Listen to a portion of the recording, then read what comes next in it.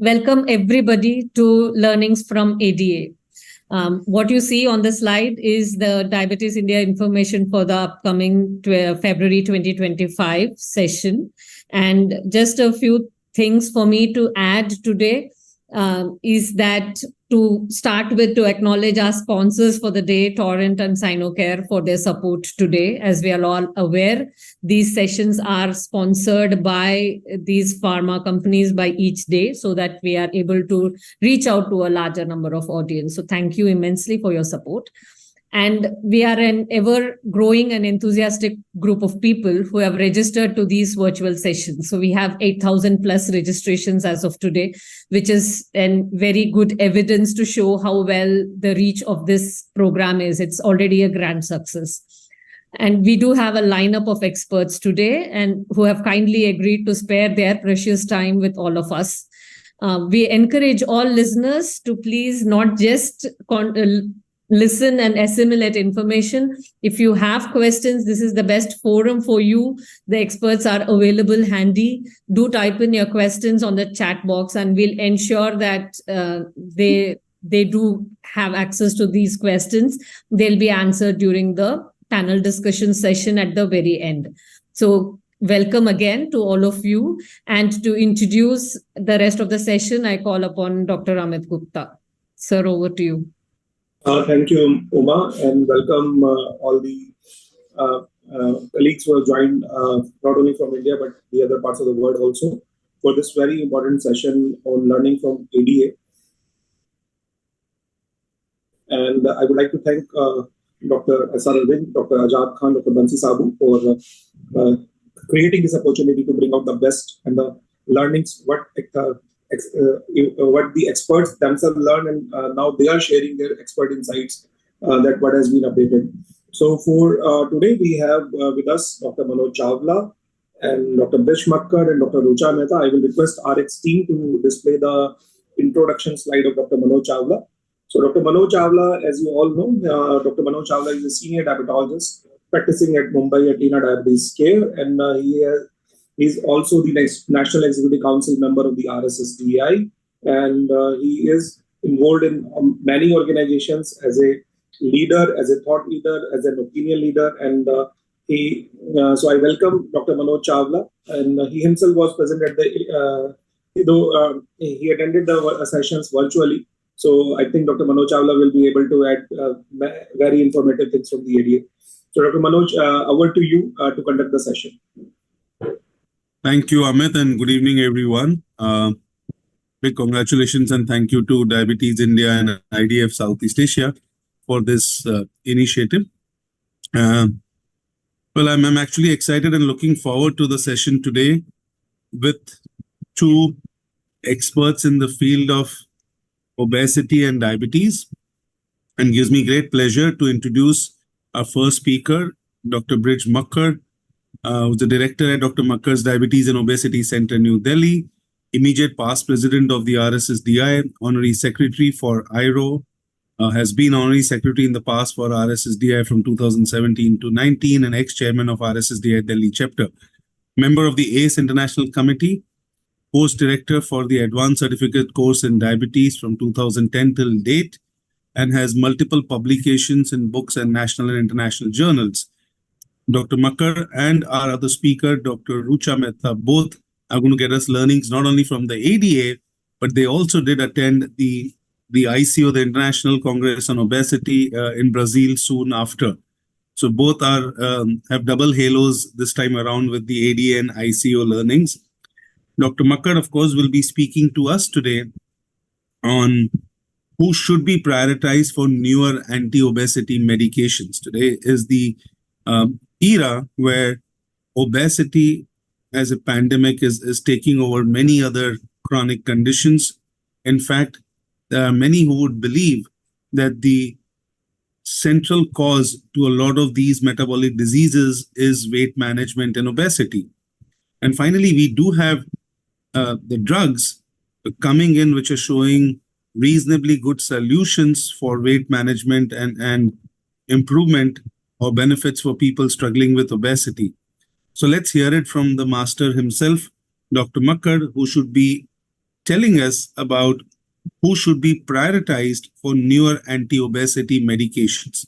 Though the topic may sound in terms of this, who should be prioritized coming from a market which is more insurance based, but I think it's even more important in India and Asia, which is largely a self-pay market, that who should be really prioritized for the use of these medications. So let me hand it over to Dr. Makkar to take us through this session.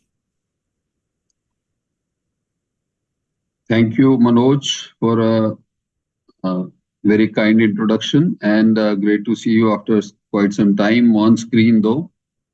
I must thank Diabetes India and IDF Southeast Asia for this great opportunity and also this great initiative.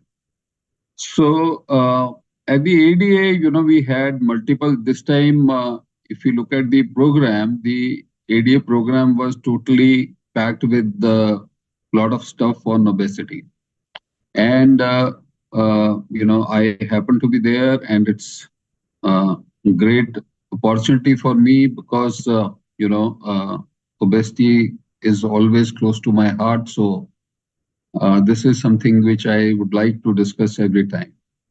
And the topic that I'm going to speak on is who should be prioritized for new anti-obesity medications. And as Manoj very rightly said, it is not just the insurance payer market in US, which is a concern. It is a bigger concern in India because the cost is, a big challenge, and we are a developing country, and people have to pay out of pocket. So this was a session titled "Keeping Up with the Hollywood." Interestingly, who should be prioritized with the anti-obesity medications? And what I'm trying to do is to give you a bird's eye view of the discussions that happened in this session. So there were, three main speakers: Deborah Horn from UT Texas, Pam Top from University San Diego, and Neda Rasuli from University of Chicago. And then they have their rebuttals and discussion which went on. So this was the basic, session, the keeping up with Hollywood, who should be prioritized for new anti-obesity medications. They basically discussed on three areas. The persons who have already benefited from medication, they should be considered for the newer anti-obesity medications. And they had enough reasons, which I'll be taking up one by one. Then second case was the person with overweight and cardiovascular disease. And the third was the person with class 3 obesity, but no comorbidities. So first session was done by Deborah Horn. And the first issue was, why do we even need to prioritize?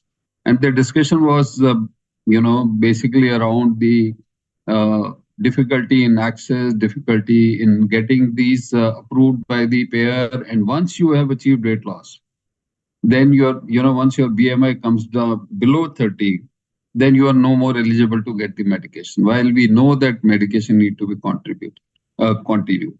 And this is where the role of, treating physicians or healthcare provider comes in, creating a situation or creating a dialogue or a case for ongoing therapy. So major challenges that we are seeing is shortages of GLP-1 receptor agonists. And this, discussion largely revolved around the GLP-1 and GLP-1 GIP combined molecules. And one major challenge is the shortages, which is leading to increased potential for falsified versions or the fakes. And second was the, issue of once we have used these molecules and achieved weight loss, if we are not able to continue, should we look at the other drug options that are already approved? The first thing is, when we say people who have already achieved success, how do we define success? Is it in terms of improving the parameters related to weight, or also in improvement with the associated comorbidities that are there? And the largely discussion revolved around the STEP, SELECT, and SURPASS trials and SURMOUNT study. STEP, we know, is the weight loss studies in people with obesity with semaglutide. SELECT is the CV outcome trial. SURPASS and SURMOUNT are the studies done with tirzepatide. So initially, we used to say that weight loss is good if it was less than 5%, but with the newer drugs, we are looking at weight loss going to 15 to 20%. And this is considered as a good weight loss. And if you look at the weight loss, with the different doses, you get higher and higher weight loss with increasing dose as compared to placebo. And this is important. And if you look at the data from Surmount, which was the tirzepatide study for weight management in people with obesity without diabetes, almost a third of patients, 90% of the patients lost more than 5% weight loss, and almost third lost more than 25% weight loss. 70% of the people lost more than 15% weight. So, which is very, very significant. And if you look at step one, similar data was there. More than 50% lost more than 15% weight, and almost a third lost more than 20% weight. And almost 90% achieved weight loss of more than 5%. In addition, there were additional benefits in terms of improving the cardiovascular risk factors and remission of diabetes and improvement in NFLD and so on. But the challenge is what happens is once you are achieving good weight loss and you stop the medication. This is the data from CagriSema. People had a wonderful weight loss going to 18%, 20%, and at the end of the intervention period, once you stop, the weight comes back.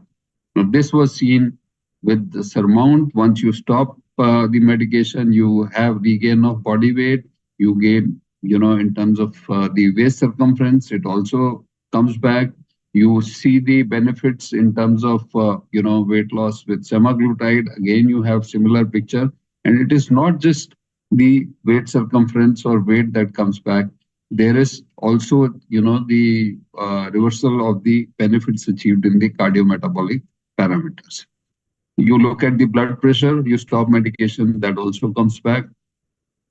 This is the changes in systolic and diastolic blood pressure after stopping the intervention, which was the extension phase of semaglutide after 1 year of, ongoing therapy. And this is the changes in C-reactive protein, which had significantly gone down with semaglutide, started going up after the intervention was stopped. Similar was the case with the A1C. So, and if you look at the benefits in terms of pre-diabetes, with ongoing treatment, if you, let me use a pointer. So if you see here, in the semaglutide arm, there was significant reduction in the pre-diabetes. But once it was stopped, again, the pre-diabetes came back to the baseline. But we have now the CV outcome data with the SELECT, which is the SELECT trial with the semaglutide, involved more than 17,000 patients, where people with obesity without diabetes were treated with semaglutide added to standard of care and compared with placebo. Follow-up period of 4 years, 20% reduction in the 3-point MACE, which is statistically significant and superior to placebo. And also showed durability of the treatment, because the 4 years follow-up, you can see there is 11% weight loss in people going on over 4 years period. So it is very important to continue treatment, but cost is a challenge. So another question is, shall we look at the alternative options or cheaper options which are available, though they are not available in India, as a replacement for the ongoing newer anti-obesity medication? A second case was the people who are overweight and have cardiovascular disease, and this was discussed by Pam Taub from University San Diego, as I mentioned. And again, she talked about once we are achieving benefits, the issue is the payers are not willing to pay. So she discussed the case with the obese people, and with all people with obesity, there is dyslipidemia, there is increased free fatty acid turnover, which go and hit pancreas to create diabetes, hit the kidneys and cause CKD, in the liver cause MFLD, in the heart they can lead to heart attacks and strokes, so on. And recently, if you look at the AHA presidential statement, it was stated that we should not look only at the cardiovascular disease or risk. We should look at the CKM syndrome, or cardio kidney metabolic syndrome. And obesity is the key driver for this CKM syndrome. And rather than treating patients when they have already developed CKD or CVD or heart failure, we should intervene at this level, at the level of obesity, to prevent all these complications. And there is a sufficient data to show that there is a close connect between the cardiac, renal, and hepatic and pancreatic function, and dysfunction of one organ affects the dysfunction of other organ also, or worsens the dysfunction in other organ. Also, there are a number of trials done with GLP-1 receptor agonists, which have clearly shown that not only there is benefit in terms of reduction in the cardiovascular risk or cardiovascular mortality, there are renal benefits also seen. And SELECT trial, as I mentioned earlier, this was a study which clearly showed that there was significant reduction in 3-point MACE, there was significant reduction in cardiovascular death, or a combination of cardiovascular death and hospitalization due to heart failure. And similar data we have already seen with the earlier GLP-1 trials in people with diabetes. So, we should not be talking only of weight reduction. We have to look at the cardio-renal complications also. And now we have data from FLOW trial, which looked at the renal benefits in people who were treated with semaglutide and had obesity, but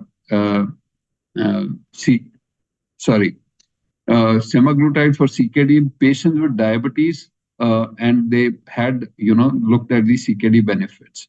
And there was significant reduction in the renal outcome in people who had type 2 diabetes and obesity and CKD. Also, there was recently data presented or published in people with the MASLD or MASH who were treated with tirzepatide, showing significant improvement in the liver fibrosis and steatohepatitis. There was OSA or SURMOUNT OSA study presented at the ADA, which showed benefits in reducing the OSA and benefiting people with OSA. So, issue is that why are we branding these drugs only as anti-obesity drugs? We have to talk of these drugs as drugs that not only improve obesity, but improve the cardiovascular outcomes, improve renal health, and improve the survival benefit, improve the survival chances in people who have all these complications. So we have to talk of CV benefits, metabolic benefits, and renal benefits when we are looking at these classes of drugs. And we should not be talking only of obesity.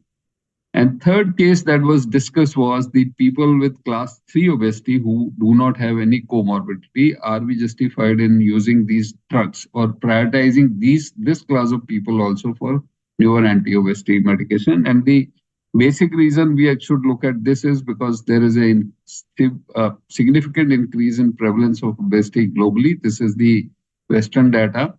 And also, when we say class 3 obesity and there is no comorbidity, actually it is a myth. Usually people with class 3 obesity have multiple comorbidities. But let us presume that there is no cardiovascular risk or no cardiovascular comorbidity. Still they have lower life expectancy, they have higher risk of cancer, there is psychological issues and social discrimination that is involved. Now, most important thing is that people with class 3 obesity have a significant reduction in life expectancy. And if you look at this study, people who have, who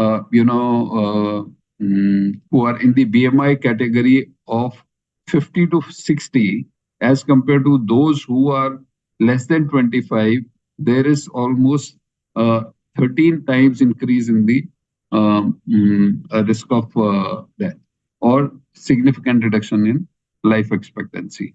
And this is the potential years of life lost in class 3 obesity versus normal weight, which is in terms of, if you look at the loss of years, is 6.5 to 17 years.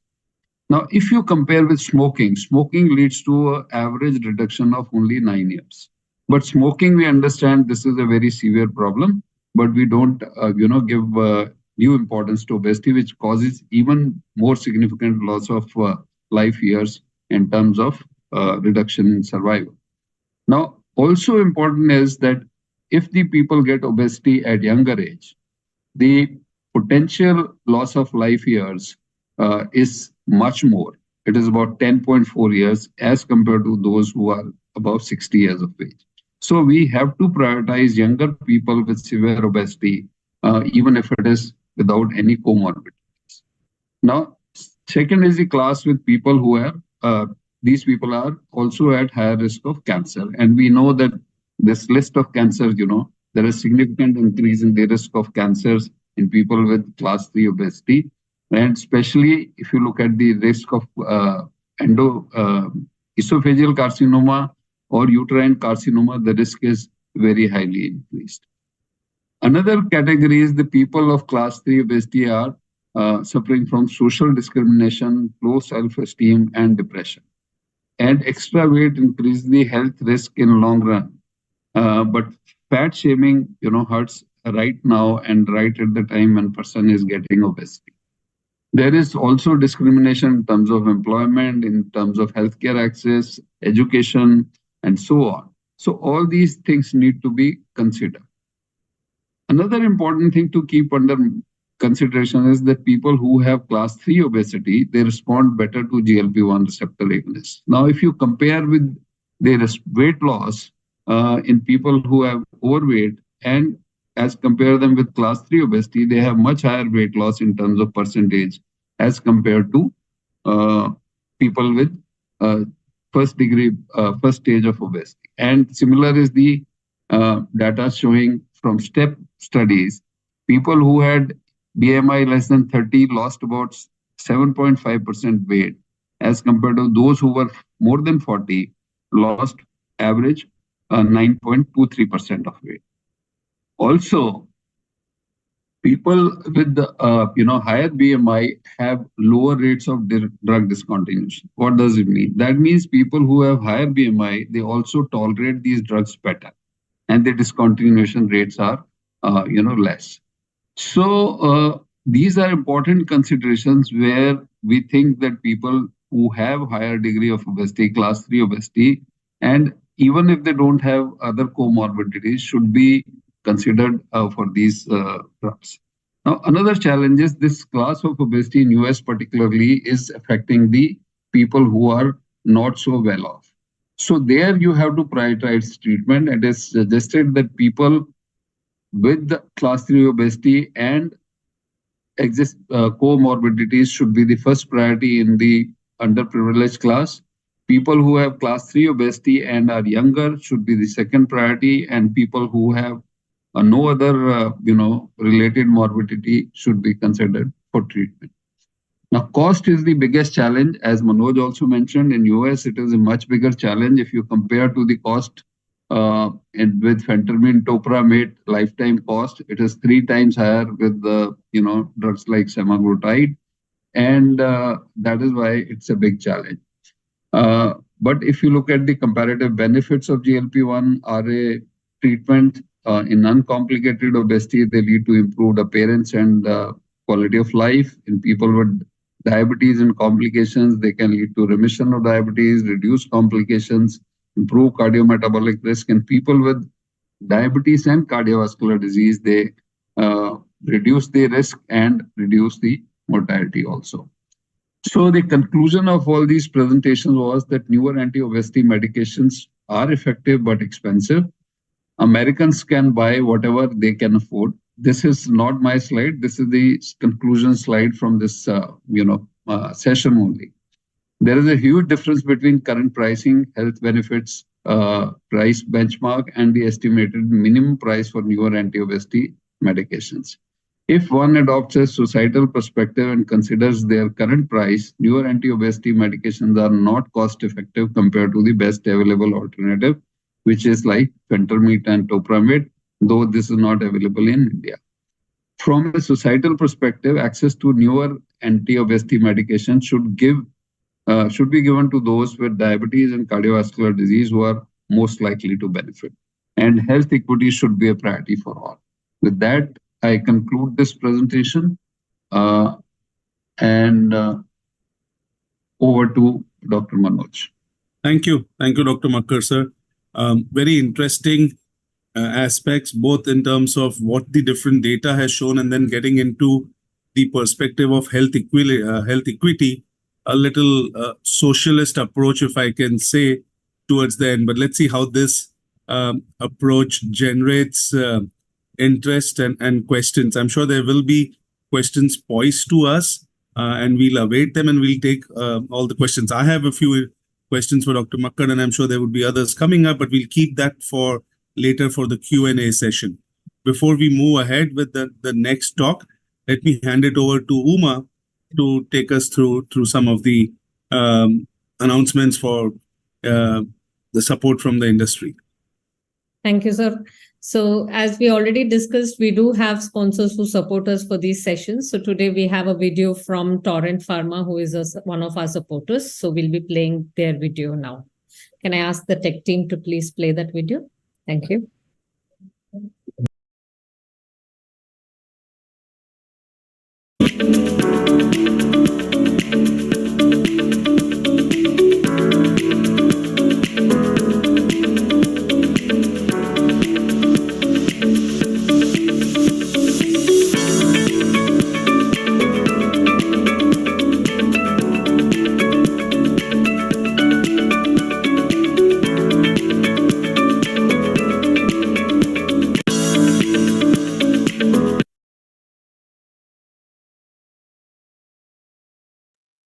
Manoj sir, over to you. Yes, thank you. And we do appreciate Torrent's support for this. Let me remind that it's support for the concept and learnings from ADA and not product driven. So thank you, Torrent. It gives me great pleasure now to introduce our next speaker, Dr. Rucha Mehta from Ahmedabad, who's an MD Internal Medicine and an MD Endocrinology FACP, currently a senior consultant endocrinologist and diabetologist, founder of the EDMO Health Solutions, an online platform for wellness, director of cardiometabolic department at the Apollo CVHF and EDMO Clinic Ahmedabad, past chair of research ethic committee of Muljibai Patel University Hospital, many achievements and awards to her credit, an executive committee member for IRO, RSSDI working committee member for writing the obesity guidelines for RSSDI, presently at Apollo Hospitals Ahmedabad, and also associated with the University of Texas Health Science Center, San Antonio. Many publications, including guidelines for the RSSDI, and Rucha has great research interest in diabetes, obesity, pre-diabetes, and resistance. And as I did mention, Rucha is going to be speaking to us about learnings on obesity from the ADA. And as I said earlier, maybe also she'll add in learnings from the International Congress on Obesity, the ICO Brazil. So over to you, Rucha, to enlighten us from this double whammy of obesity conferences that you've been able to attend, and tell us more about the best from there. Great. Thank you so much, Manoj. And as I was listening to Dr. Makkar, I started changing my slides because, of course, there'll be some overlap. And we'll try to keep this as relevant as what I feel as possible. And let me just go ahead and share my screen. Is my screen visible? Yeah, it is. Perfect. Yes. Okay, perfect. All right. So yes, as a topic given to me is so broad, obesity. And I'm glad that Dr. Makkar got to start off here and has already spoken to you about some of the trials which may have, given you some thought-provoking data. So I think that is what it should be doing, is you should be thinking your way through. And why are we talking so much about obesity versus simply talking always about diabetes? So the session that struck me the most and the foremost, so that's what I did, is I looked through the sessions, and I don't have as amazing slides as Dr. Makkar's because some of them are photos taken personally by me also.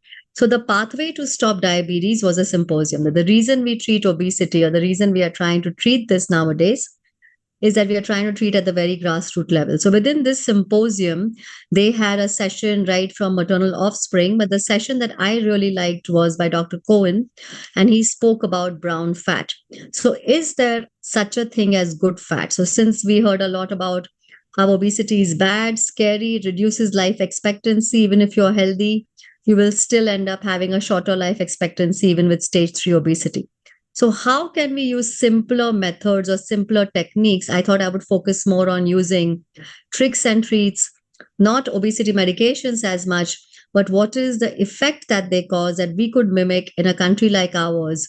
So how can we use these theories to make a thing known as good fat? So is fat the problem, or could we make it a part of the solution? So there is something known as brown fat and white fat.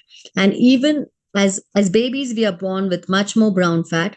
But as adult humans, we have areas in our body which are known as inducible brown fat. And retrospective studies and small prospective studies have suggested that we can try to convert our white fat to brown fat. Now, what is brown fat? Brown fat is something that is associated with good cardiometabolic health. It protects against obesity associated comorbidities. It is simply referred to as BAT. In fact, there was within this study, within this presentation, Dr. Cohen also showed a huge correlation between BAT, gut, and the brain. So they also showed, just like we talk about the brain gut connection and the microbiome and the brain connection, that there is also a linkage. If you can improve your gut microbiome, you could improve the amount of brown adipose tissue.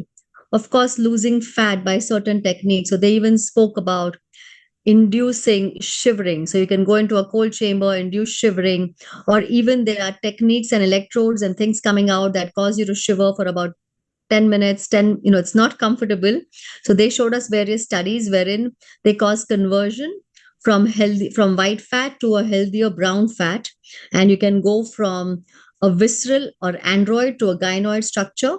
And so this is where the brown fat would be associated with a better proposition. So this is a simpler method, just showing you one of the thoughts that there are simpler things in the pipeline. So converting from bad fat to good fat.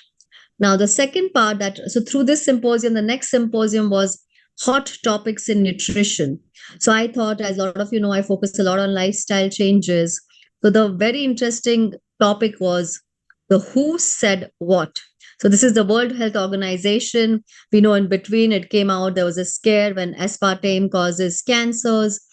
Does use of non-nutritive sweeteners for weight management, pre-diabetes, and diabetes make sense? So let's just see what some of the basic data. Of course, I'm not showing you all, but I'll show you some meta-analysis that you could look at. Now, here are several. So this session was given by 3 stellar speakers. Low-calorie sweeteners was compared to sugar. And this is looking at the change in body weight. And you can see across the board, certainly for most of these studies, your non-nutritive low-calorie sweeteners did better. Of course, this makes sense, but the WHO still said you must not promote this as something for weight loss. However, when we clinically start working with our patients, yes, we ask them to avoid sugar. So there is sense to that. It doesn't mean you need to stop doing that. 29 studies, 2,267 individuals, and you can see that this worked. Similarly, of course, low-calorie sweeteners. Several studies were shown by the author, and these are a few of the slides I took pictures of that I liked. So if you looked at low-calorie sweeteners versus water, don't put anything or put nothing, of course, that is always better for you. So here's adults only, majority male and female. There are studies, 8 studies with aspartame, 2 with sucralose, and then 11 with aspartame and acesulfame. So you can see there were many that were included. Median duration of 12 weeks to be included in the study.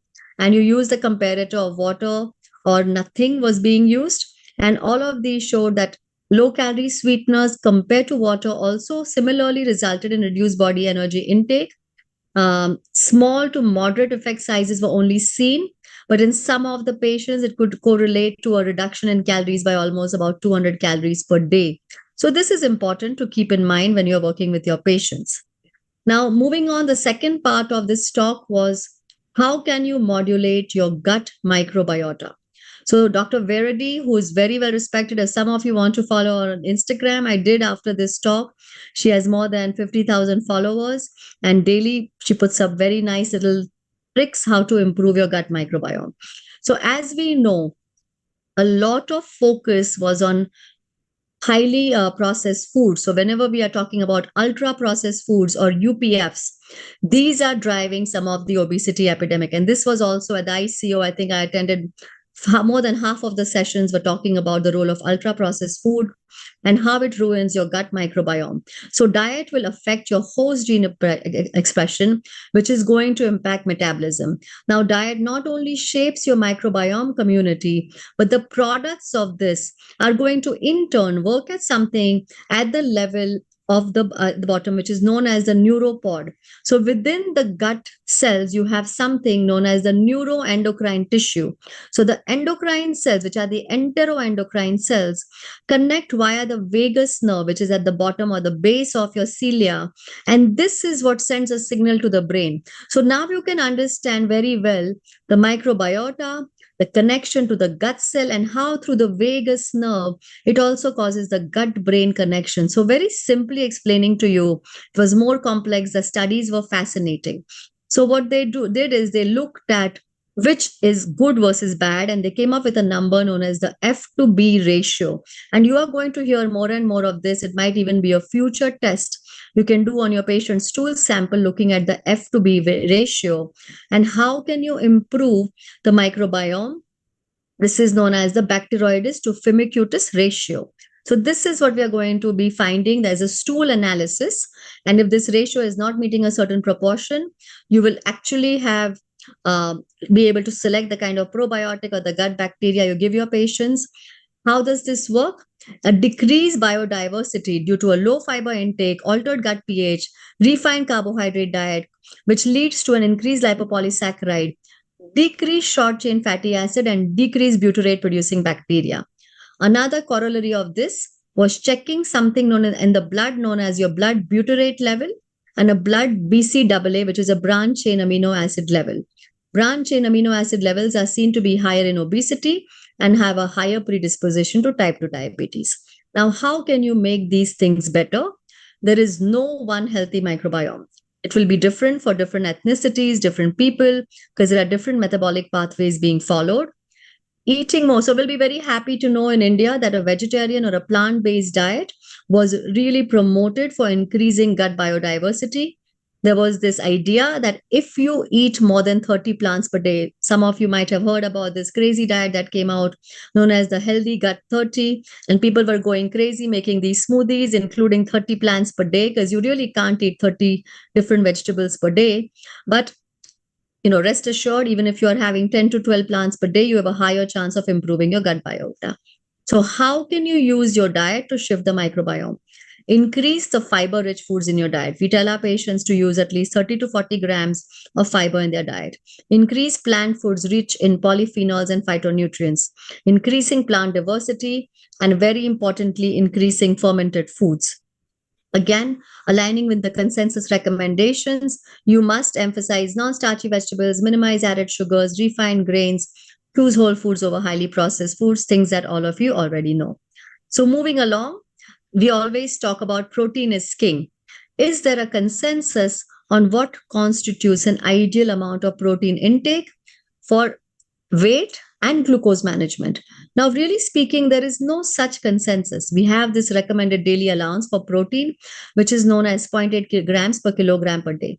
Whenever we start looking at this data, I always learn something new. So I did not know to qualify as a high protein study, more than 25% of calories in your diet should be coming from protein in the prescribed diet to the patient. So it was not when we always talk about 1 gram per kilogram was given 2 grams. It's 25% of the calories in that particular diet should be coming from protein. So when you're prescribing your diets to your patient, I thought this was a bottom line to keep.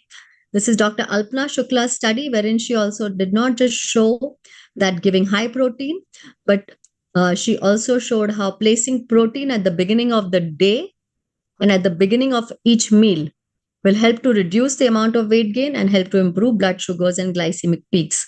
So this was the Diogenes trial, wherein randomized clinical trial, which was looking at the effect of protein and also glycemic index on weight loss or maintenance in adults in overweight or obesity in 8 centers across Europe. After an initial 8-week low-calorie diet compared to low-protein diets, participants who got the high-protein diet, they regained less weight at the end of in the maintenance phase at 26 weeks and 1 year respectively. So this is important to keep in mind. And as we all know, adherence to any particular diet is the best predictor of weight loss. So again, she also emphasized the same thing, that whether you use a high fat diet, a low fat, high protein or average protein, what is going to work in the long term is the adherence to the best diet. And here again is the protein intake and weight management, that if you can use calorie restriction and then look at longer term weight maintenance, what works is that the quantity of protein necessary to promote this. Lower protein quantities, especially in the calorie restricted phase, they might help you also, but they will lead to some muscle loss and fat gain. This is also seen as a big complication of any weight loss. Whenever you start losing weight, there is loss of lean muscle tissue, and there is a huge scare of this with also the newer anti-obesity medications might be causing sarcopenia. However, we have not got enough data to look at if it is just a quantity of muscle being lost or is it also a change in quality. So we don't have to freak out or panic about that right now. Now, again, secondly, again, good news for us is replacing animal with plant protein leads to improvements not just in A1C, but also cardiovascular disease, many such things. Therefore, diets were emphasized to be higher in plant protein versus animal-based protein. Protein preload 30 minutes before a meal lowers not just the postprandial glucose spike, as you can see over here, also the insulin levels, and it improves the GLP-1 levels also. Now, of course, it would not be realistic to ask your patient to take paneer and then wait for 30 minutes. So I think just preceding your meal with a protein preload will work. And usually we recommend this as about, depending from patient to patient, 15 to 30 grams, depending on size and other considerations. Protein considerations, therefore, when you are giving all these second generation anti-obesity medications that Dr. Makkar just spoke to you, it is very important that we must not allow lean body mass to be lost, because we are seeing this increasingly and there is a risk of sarcopenia. So therefore, a recommended intake of at least about 1 to 1.5 grams per kilogram per day is important. And you can use high protein shakes or bars also if they're not hungry, their appetite is reduced, to meet these targets. And bottom line is consume your protein first. Okay. Now, here's a very interesting study again done. So you can see CF is carbohydrate first in the meal, CL is carbohydrate last, and having everything combined. You can see that when the carbohydrate was taken first or it was a combined meals, you can see how the sugar level spikes. And this is in diabetic patients to your left. But when you take the carbohydrate last and the protein first, you can see this sugar level is much lower. Similar things were seen in the pre-diabetic patients. So even when you're working with patients with obesity, overweight, similar results will be obtained, that you get a better glucose response or a lesser glucose spike. So moving along now, patterns of eating. So we have patterns of eating, and this was also again discussed. I'll try to go quickly through these slides because I only have a few minutes. So can time-restricted eating inhibit the progression to prediabetes? Most of you are familiar with what these are: intermittent fasting. You have a 5-2 pattern. So what was the bottom line in this? Several clinical trials were discussed. 6-hour early time-restricted eating, meaning you eat early in the day. 8 hours self-selected, meaning depends on whenever you want to eat for those 8 hours. 9 hours, 10 hours, because you don't want to strain out your patients by telling all of them to eat for 16 and 8 pattern. So you can see that time-restricted eating in this 5-week crossover study in 8 men with prediabetes improved cardiometabolic health independent of weight loss. So even you can do a lot of help for your glycemic control, insulin resistance got better, CVD risk factors got better. And just to show you over here, in the second study, what they showed us was that early time-restricted eating. So if you see over here, this is the clock. And if people are finished, this is the sleep time at night. If you finish eating early, several hours before your sleep time, you are going to do much better in terms of improving your 24-hour glucose levels, time in range in type 2 diabetics, and also insulin sensitivity. So in conclusions from this, the 8-hour or eating earlier in the day does better for whole body insulin sensitivity, losing weight, improving blood pressure, and so on. I'm going to quickly go through MASL since already Dr. Makkar has spoken a lot about it, because I thought that was a big chunk of obesity and we don't want to forget. And what can we do as clinicians simply to screen for it? So before I even show you the slides, I'll tell you that the bottom line of this particular talk was that we should check a FIB4 index, in all of our patients. So far in my clinic, I was doing the fatty liver index, and I immediately switched my clinic over to doing a FIB4 index. We all know that the global prevalence of NAFLD, or what we now call MASLD, has gone up. What was important over here was that the change in name to remove the stigmatization from being called a fatty liver to a metabolism associated steatotic liver disease. So as Dr. Makkar also mentioned the word stigma, they have even carried this forward to that no longer, why is anyone's liver called fatty? It sounds, very stigmatizing. And this was the nomenclature evolution from NAFLD to MASLD. I'm not going to spend time in this. What is new, as you already know, is number one is you can screen as clinicians by using the FIB4 index. We have several nice diagnostic trials, and the latest was there was a approval of the THR beta agonist resmetirom was approved for the treatment of MASLD in the United States, and hopefully maybe in the near future we'll have it in India. Maybe Dr. Makkar or Chawla know much more about this. Dr. Makkar has already shown you the effect of various agents, especially the GLP-1 agents on MASLD. So that is what this slide summarizes. And there are several other trials in the pipeline also.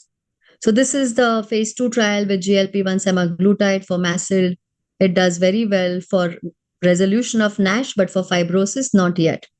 And hence, the accelerated FDA approval was given to resmetirom, which is a THR1 beta agonist.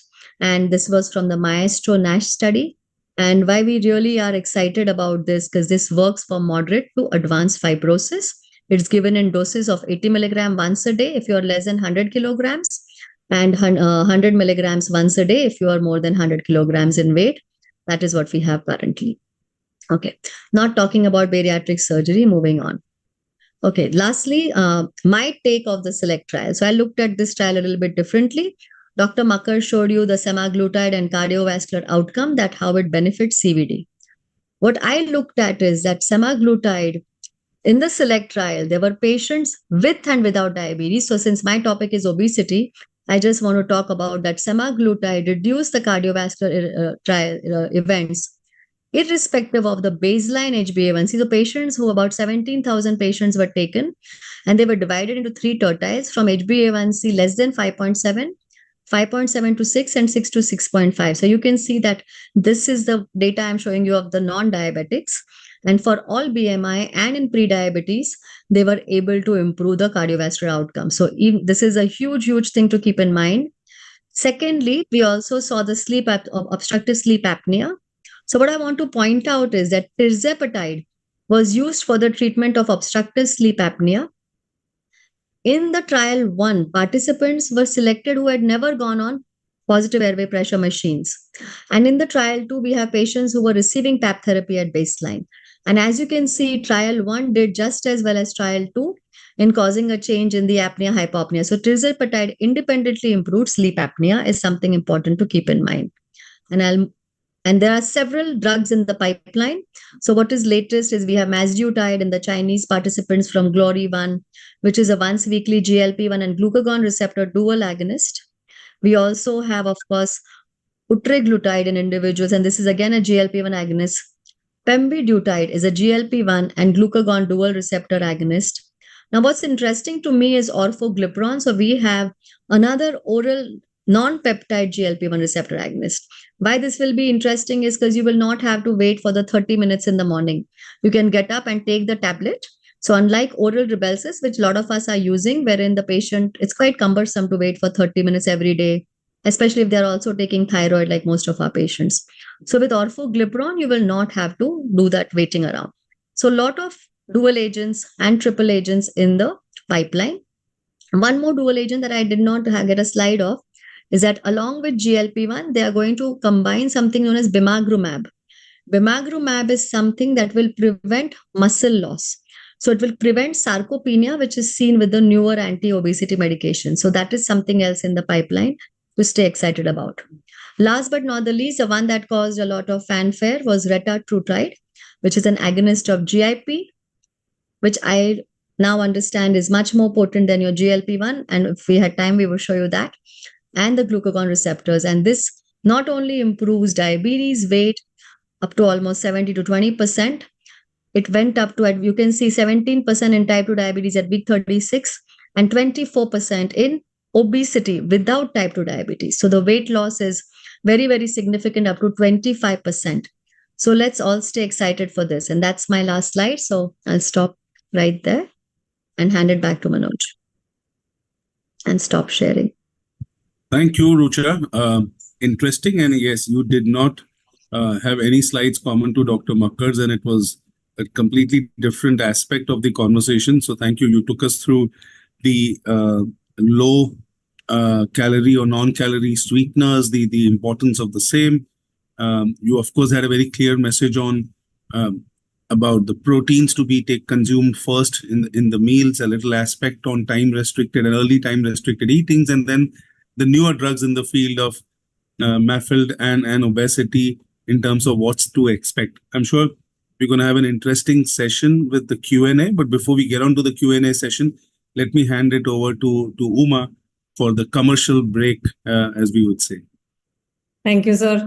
So we do have questions today. I've already posted that in the chat for the speakers to go through.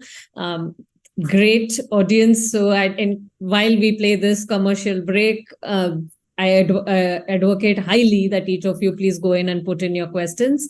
They will be answered right now. So we'll play. There is another sponsor, Sinocare. We thank Sinocare for their support through this sessions, through all of these sessions, and we'd like 2 minutes of your time to play that video. iCan, your new continuous glucose monitoring system for all people with diabetes. Easy to apply and comfortable to wear. Real-time glucose monitoring, continuous 3-minute connectivity. Every time iCan.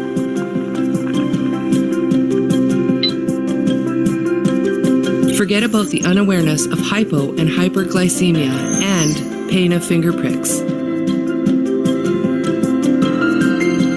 Forget about interference from vitamin C.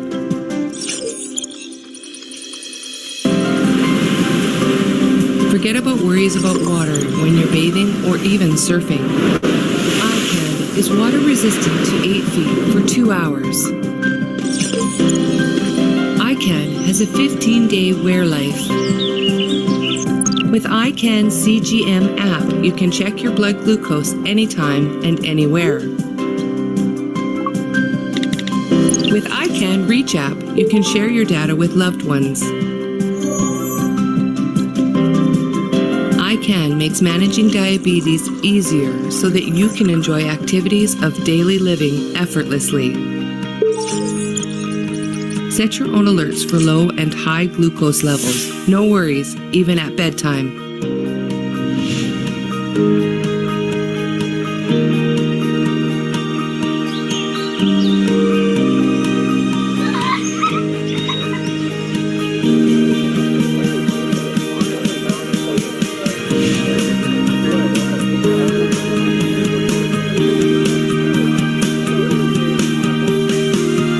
iCan provides real-life accuracy. iCan empowers you with self-management. Your choice, iCan. Sinocare, caring for love.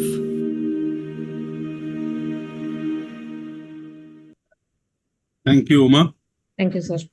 Okay, so we have a couple of questions in the chat box, and as I said, many more in my little mind. So let me start scratching my brain and use questions from there. Let me start with Dr. Makkar. So, sir, you spoke about the prioritizing and for whom should it be prioritized, whether that question should be even asked. And then you ended with talking about health equity. Now, if we move to a more realistic scenario in India and Asia, and all of us have been using GLPs for our patients, the question often asked is, for how long do I need to use these drugs? Does the benefit end? Will it last? Will it partially last if we stop? And that was also what you showed from the data coming there, that patients didn't want to do the payment or the co-pays after a while and wanted to stop. So how do you handle this question, and what is a likely answer to the patients asking this aspect. The question is to Dr. Makkar, and Rucha can add in as well after that. Good question, Manoj. I think, I showed some of the slides from STEP studies and even from Surmount that once you stop the medication, the weight tends to go up. It's not just the weight, even the cardiometabolic benefits that are happening, they also tend to reverse. And it is very important to continue medication to sustain weight loss and to sustain the benefits. The important thing is, one, why people don't want to continue medication, and second is, the cost factor.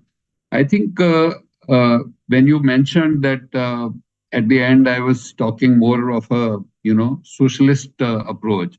The whole discussion is about having the availability for everyone. And the reason for, prioritize this session was that who to prioritize for newer therapies was basically the reimbursement issues in US and non-availability to the class who cannot afford. India, we know that not everybody can afford these molecules, despite they being available. Though we are using lower dose for off-label use in management of obesity, I'm sure Rucha must be doing that. But continuing these molecules become a challenge because first thing is people still don't recognize obesity as a chronic disease. Once you start recognizing some disease as a chronic disease, you know that you have to take a long-term treatment approach. Now, somebody is on diabetes, understands that if he stops anti-diabetic medication, the sugar will go up. Somebody who's on, blood pressure treatment knows that if he stops his medication, the BP will again shoot up. But people don't recognize obesity as a disease. So they think it is just weight loss is, one of the cosmetic things that they have to focus on. And once they have lost weight, they can stop everything. And they can get back to their, pre-management lifestyle also. They can eat whatever they want. They may be skipping exercise and they don't need medication.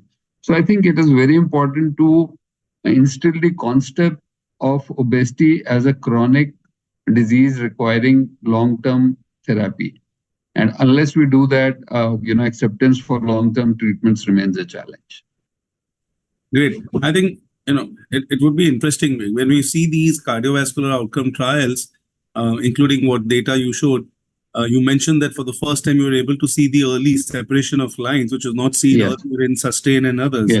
Yes. What would be interesting to see that when we're talking about early separation of lines and benefit for cardiovascular endpoints as well, whether somebody has the courage to do the study where you're actually stopping the drug and then following up the patients to see how soon is the separation for the loss of benefits of cardiovascular to drive home the point. It happens within a year. Most of the time, almost 80% regain, within 1 year. And even if you look at the look ahead data, people regain most of the lost weight within 4 years. Almost 90% were touching the baseline in 4 years' time. And 80% of the regain happens within 1 year. Very short time. True. So let me take the next question to Rucha from the chat box. And Dr. Rishi Taylor, Rucha is asking about something that your patients are asking you all the time about oral sema. Can it be used as a weight loss strategy? As in India, you do not really have any of the approved GLPs purely for obesity and weight loss. Can we use what we have as oral semaglutide and what to expect? So that's a very good question. Are we allowed to discuss off-label uses is my only concern. Yeah, that's absolutely. what I mentioned, that we do end up using off-label, oral semaglutide because nothing else is available. The DCGI and others are not watching this. And as you said, you're allowed as long as the disclaimer. So I'll assume Dr. Taylor is talking to me about an obese type 2 diabetic patients, whereas I'm using the GLP-1 not just for diabetes control, but also as a weight loss strategy in him. So certainly, Dr. Rishi, we can start off with oral semaglutide. So the discussion will depend on the patient. We don't have just one GLP-1. We have oral semaglutide. We still have dulaglutide. We also have liraglutide, Victoza still available, which is becoming increasingly difficult to find. We have some of our Indian bred formulation, which I have not been able to get also on a regular basis. I would say the choice is between dulaglutide and semaglutide. So yes, they could be used if in all your patients. They will work at the recommended amount to lose weight, which is 7 to 10%. You're not going to see 20 to 30% weight. You could combine this with SGLT2 inhibitor metformin in your diabetic patients, as well as a good diet and lifestyle strategy, and try to get a good about robust 10 to 15% overall weight loss. He's also asked about the dose that we start. So I generally do not use the 3 milligram dose. I will start them on the 7 milligram dose, making sure they are following all the precautions. And then after they've finished the first strip, if they're not having any nausea, they're tolerating well, depending on the discussion, we move up to 14 milligrams, maybe in 2 weeks' time, or when 2 strips get over, or maybe after a month. If they're having nausea on the 7 milligrams, you stay there. If they're having too much nausea, very often we even have to ask them to take, every other day, or give some antacids or some anti-nausea medications. For Trulicity or dulaglutide, we always start with 0.75 milligrams, at least in the first week, because that does cause an acute nausea whenever I've tried to use 1.5 and then move on to 1.5. So Dr. Makkar, I don't know how kind of you use this. I think we all kind of improvise on usage of these medications. Like you said that you start with 7. Somebody is not tolerating, you keep it to alternate day therapy. So I think we all in India are quite used to improvising and trying to give the best value for money for all our patients. And these are the strategies which are commonly used. We all are using, once there is a patient with obesity and type 2 diabetes, there is no contraindication. These are the actually preferred drugs. The issue of off-label use comes only when you don't have diabetes and you have people with obesity and you still want to use these drugs. So off-label use is happening. We have been using metformin also off-label for such long time. So it is not something which is not known or not documented. And I think this is the way to go till we have, approved medications available. Okay. I think one other aspect when we talk about improvising or individualizing or Indianizing our prescriptions, there are learnings from studies which have sufficient Indian or Asian population. And Yes. I would like to quote one such one, which is the Surpass AP2, which is an Asian study, predominantly Chinese regulatory study with some sites in India and other parts of Asia. And the conclusion from that study was that when you see the benefits both for A1C and weight, there wasn't much of a difference between 10 milligram and 15 milligram of tirzepatide. So there, it may all depend on once we get tirzepatide in India, that is there a cost difference between 10 and 15? So based on tolerability of the dose of 10 or 15 and the cost, the physician can decide, do they really need to upgrade or up titrate the dose, because the difference in the benefit didn't seem to be much between 10 and 15. Coming to the aspect of shortage of these drugs, well, I just realized today that tirzepatide, the newer devices which are now entering the market, they already have, are similar to the multi-dosing ones that Ozempic did. So earlier, Mounjaro was a single pen, just like Trulicity or dulaglutide. It was single once weekly pen you use and throw. And your Ozempics were one pen which would have 4 dosages for the month. So because making those pens have limited capacity and the demand for these drugs is so high, even Mounjaro makers have started changing the pen device to a multi-dose one, which would mean 4 doses in one pen, so that they are able to increase their production of the drug. So things are changing with the demand going up, which gets me to the next question from the chat. And I can ask Rucha to take this one about from Dr. Khetani. And I'm not sure I'm getting the question right in the chat, that how to take 112 gram per kilogram protein or 1 to 112. I'm not sure I'm getting the question. I think maybe it means how to, maybe someone is weighing 112 kilograms, then how do you give them 1 gram per kilogram body weight protein? I'm not sure unless he wants to. Maybe. So we'll let's just say that discuss on that somebody who's aspect. higher than 100 kilograms, how do we manage these kind of patients? So yes, certainly you're supposed to calculate the kilogram requirement per ideal body weight. So an easy way to do this, if their height is, say, for example, 180 centimeters, you would just simply subtract 100 from their height. And since it's this kind of an audience, I'm giving an easy formula. And so the ideal body weight would be 80 kilograms. So you need to target that ideal body weight. So you could start off with 80 grams. Also, your dietitian or someone should be doing a dietary recall. And usually how we'll do it is if they're only consuming 30 to 40 grams of protein per day, most of us Indians are eating protein deficient diet. An initial strategy is just to add 20 grams and divide it with all the 3 meals, something that he's taking before breakfast, before lunch, before dinner, because as I showed you, protein first in any meal order will help. Now, slowly we move up, making sure if in case they are diabetic, you have to make sure there's no protein in the urine. We check the urine albumin creatinine ratio. We make sure their creatinines, GFRs are okay.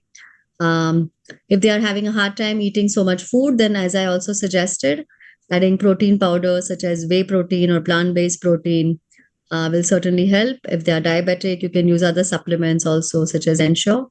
But yeah, going into discussion of all the protein sources, vegetarian sources are walnuts, seeds, dairy-based products. If you're non-vegetarian, eggs, meat, fish, so lots of products can be used, but quite easy to calculate based on ideal body weight. Yeah. Another important thing is, we most of the time we are working on diets which are calorie restricted diets, and when we say high protein, as Rucha already defined in one of the slides, is that more than 25% protein should come from,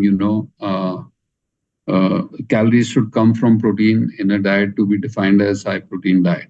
In fact, if you remember, the first guideline given by Jocelyn Clinic on medical nutrition therapy for diabetes was that one should focus on 30% protein diet to improve the insulin resistance significantly. And if you are working with 30% protein diets, even if you are giving 1,000 or 1,200 calories diet, which most of the patients are on, you are able to give, almost, if you say 25% protein, that means 300 calories coming from protein.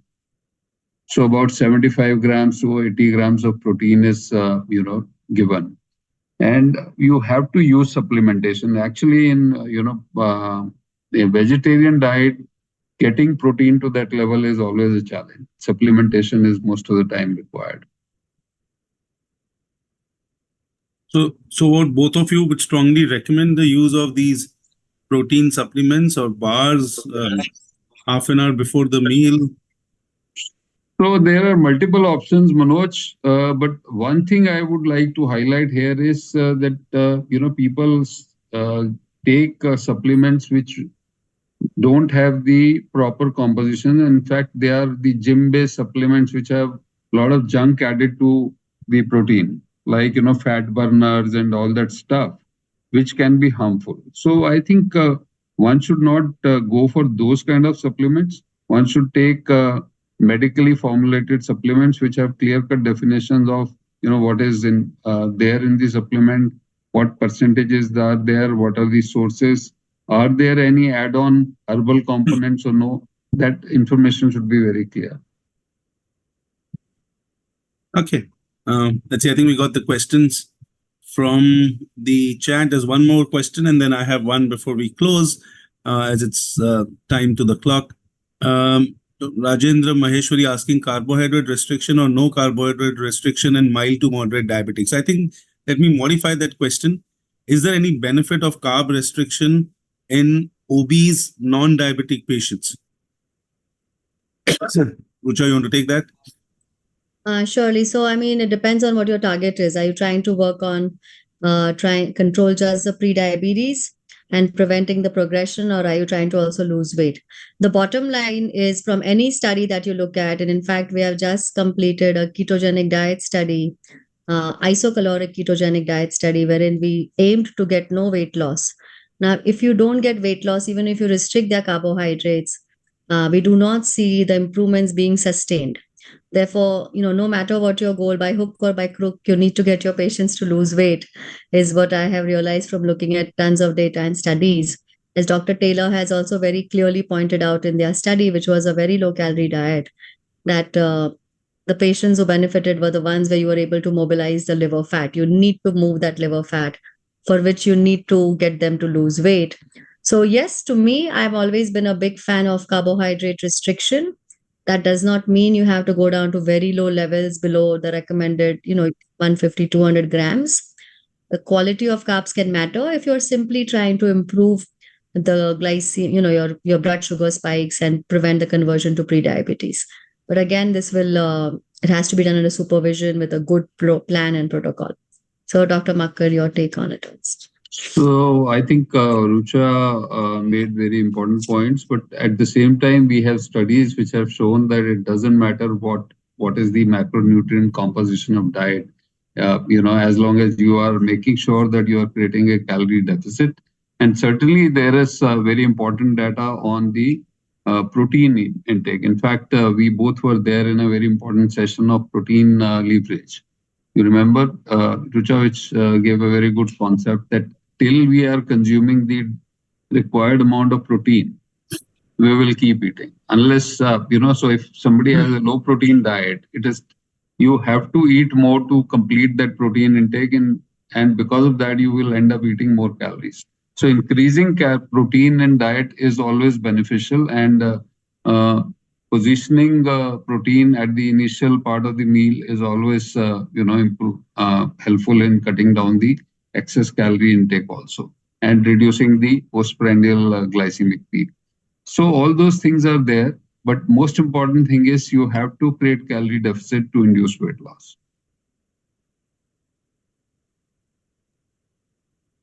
Okay, and then of course the other question before we end is something that we've been bombarded with in all the chat groups today. Is more news reports coming in about adverse events of GLP-1. So yes, of the optic that has come up today. So any thoughts on that? Do we know exactly well what we are doing with the use of the GLP-1s and the newer dual and tripeptides and the combinations coming in? Do we really as physicians know surely what's happening in the body, or it's still a complete black hole out there and we don't know what comes out? That's question one. So, again, there is always, if you remember from the college times, there was a Lawrence clinical pharmacology book. So every drug is associated with the same trajectory. First thing is you think that this drug is the best, and the usage picks up. And once it picks up, suddenly you come to know this is the side effect and this is the side effect, and usage comes down. And then you get into a plateau mode. Okay, this is to be used in this category of patient, and then you are getting all kinds of benefit. This happened with the GLP-1. Initially we were scared of pancreatitis and CA pancreas, and even with the sitagliptin, you remember there was a big scare within first year of the data of pancreatitis, and then it went off. So I think most important thing is whenever we are handling a new drug, we have to be vigilant. And we have to keep our eyes and ears open to looking for, whatever kind of side effects are there. And it makes us more wise also, once you have reports like this, once we see more data, and we should be more careful now looking at the fundus for every patient who are on GLP-1. So many times fundus is not even examined every year. So all these things, reinforce that you need to have a proper system of management in place, and you have to be vigilant looking for the newer side effects or newer developments with any new drug. Sure. I think that's wisdom coming in from a person who's seen it all over the years for the drug. The final question before we end, Rucha, and very often patients want to know, sarcopenia is something that we all been focusing on. Patients themselves notice it now. Does increasing the protein intake, whether it's supplements or otherwise, help for sarcopenia? So absolutely, a couple of things is that when we start seeing this, I'll make 2 or 3 points. What sarcopenia means is loss of muscle mass, but also loss of muscle function. So most of us in our clinic might have body composition machines or some way of doing some circumferences, but not everybody is having the time or the training to do muscle function assessment. A simple way you could do that in your clinic is at least doing a grip strength. And there are some other 2 or 3 easy tests you could do, like sit to stand test, which we can easily send the protocol for. So I would say that start doing muscle function assessment also. Number 2, when we start any weight loss or program, whether it's diet induced or medication induced, please expect to see at least a 10 to 20% lean body mass loss with dietary interventions, and at least a 20 to 25% loss with anti-obesity medications thrown in there. So this is something we expect to see. Now, why is this loss happening? I've often questioned this, and we don't have studies yet saying. Now, remember, when you are obese or overweight to the tune of BMI being more than 30, 35, there will also be intramyocellular lipid. So when you start losing the weight, we don't know if you're simply mobilizing that fat also from the muscle. There is loss of water weight tissue in the beginning, in the first month of therapy. So therefore, is this all what we see simply as skeletal muscle mass going down on your body composition analysis? It's not necessarily all loss of quality of muscle. It might just be that you're coming to your status quo or your new equilibrium point. So number 3, giving protein and good quality complex carbohydrates are also needed. Remember, it's a syncytium of food that is needed to build good muscle, but muscle must be stimulated to build muscle. So yes, adding in a strength training and resistance training program. So those would be the 3 points to keep in mind and not to panic about this sarcopenia. For sure. Wonderful. Thank you, Rucha, and thank you, Dr. Makkar. A quick one-line take-home message on the aspect. Will weight management continue to be the primary focus even in India in patients with diabetes, or will glucose still be the central focus? So I think we are going to move to managing obesity or weight, or rather we should stop using the word weight. Now we should focus on adiposity as the parameter which we are looking at. And till we are saying just weight, it conveys no meaning in terms of the adiposity. And adiposity is the major driver for diabetes. And if you look at the ICMR INDIAB data also, we are already having 30% obesity and 40% central obesity in India. So unless we intervene at obesity level, we will never be able to curtail the epidemic of diabetes. So I think we have to intervene on obesity by all means. Since you said one line, I was going to say if we are early, we can treat obesity or weight or adiposopathy-based prevention of chronic disease. If late, we are going to have to make sure we treat the glucose for sure to prevent end results. Yeah. Fair. Thank you. I think we've had a wonderful hour and above of 2 wonderful lectures and learnings from ADA and ICO. With some great questions coming in and solutions provided by our experts today.